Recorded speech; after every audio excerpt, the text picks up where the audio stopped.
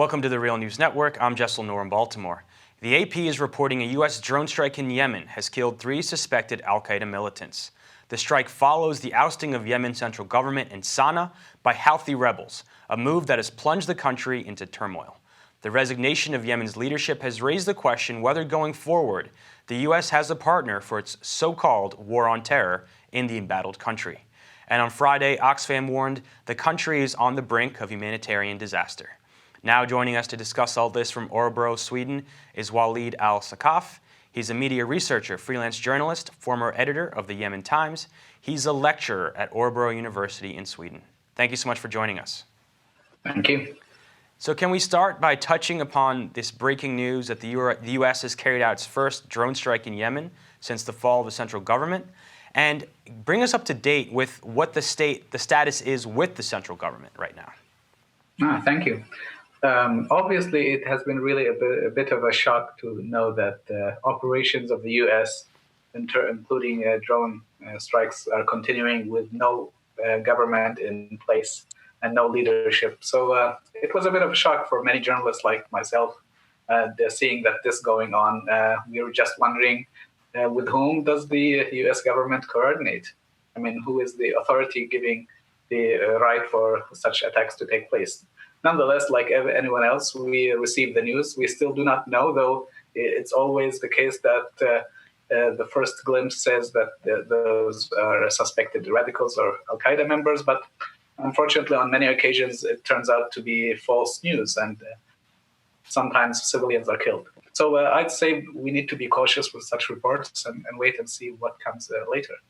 As for the central government, we know already that there is none.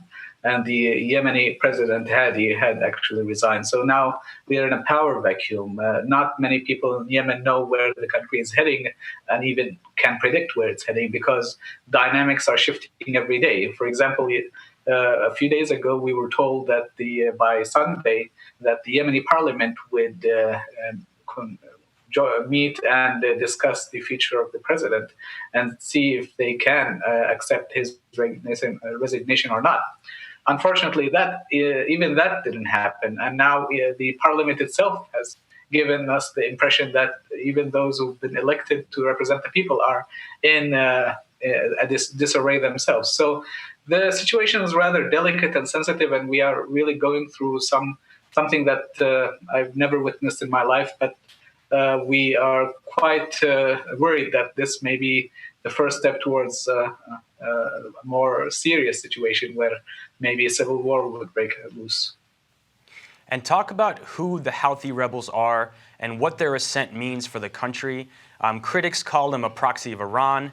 And for years, Yemen has been a target for the U.S. drone campaign carried out both by the Joint Special Operations Command, JSOC, and the CIA. And just in September, Obama hailed Yemen as a success story for its counterterrorism operations. I mean, the Houthis, first of all, are a group of religious sect militia that have heavy weaponry and support and backing from Iran. I cannot confirm the level of coordination or support they get from Iran, but we do know that oftentimes when any achieved military gain is recorded for Al-Houthi, the Iranian officials and many times high supreme leaders hail it as success for Iran. So we see that happening over and over again. But we've come to understand over the many months that have passed that the former regime of Ali Abdullah Saleh had actually been facilitating, if not even supporting, the Houthis to take over major cities and military bases. And this has caused a serious concern, because we know that for a leader like Saleh, who has been in power for over 30 years, he has deeply entrenched interests in resuming or regaining power. So what we've seen here is perhaps one of those steps through which he could use Al-Houthi to come back to power. We cannot know how and when this could happen, but many predict that slowly and gradually Saleh will slowly enforce his power centers within the military and try to regain part, if not all, power.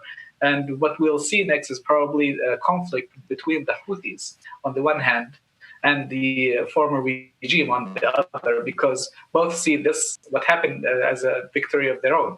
And so the days ahead might hold this confrontation, while the international community has been, unfortunately, including the US, has been somewhat in the sidelines when it comes to understanding the serious damage that the former regime has been putting by infiltrating many of the establishment, let's say, military bases, serious military power still in its hands, Saleh in the country, messing around with politics through the ruling party. So much of this has been unfortunately ignored over the years, and now we are seeing the consequence of this. So, I mean, as Saleh remains in the country, as he still has these entrenched connections, as he might as well have the military power behind him, we don't see any easing of the situation. And we know the U.S. Stuck with Saleh throughout when Yemen was experiencing the Arab Spring for most of that time. And it's the civilian population caught in the middle of this. We know Oxfam just released a report saying that about half the population was under the threat of starvation or had trouble accessing food. Just what is the humanitarian situation right now? Well, as Oxfam said, if not even worse, I've seen myself when visiting Yemen recently, as late as September and October, that there has been a serious increase in the, let's say, level of poverty in the country throughout all the different regions. We've come also to see that the lifting of, or let's say, reducing the subsidies over fuel products, including the gasoline and diesel, had actually affected the marginal groups and the poor. So we've seen this going over and continuously with not much attention to address it. And now we have come to the peak of the suffering with the ongoing chaos, as not much protection is offered to those marginalized people. And what we've also seen over the years, that the interest of the international community has mostly been on the so-called war on terror, not looking into the sufferings of the population, which have over the years been one perhaps main factor behind the growth of radicalism and terrorism. Because as you can see, if there's not much for the youth to lose, they may join any radical group and expand its influence and outreach. And so by ignoring all of these factors, the West and the US perhaps have contributed in some way to the growth of the radicals. And finally, the crisis in Yemen is being called the first test for the new Saudi King Salman. He's meeting with President Obama today, and one of their topics of discussion is going to be Yemen. And we can only speculate that they're going to be discussing how to expand influence within Yemen. Talk about what moves Saudi Arabia, Yemen's neighbor to the north, may carry out, and what you hope to see come out of these type of discussions, and what could actually help Yemen alleviate this humanitarian disaster and also get a stable and democratic government in place? Well, these are quite tricky questions. I may not be able to answer, but what I'd say is that they need to look into the roots of the issue. And one of the main roots of the issue is basically understanding the entrenched interests of the former regime to regain power over even if the price to pay would be the country as a whole.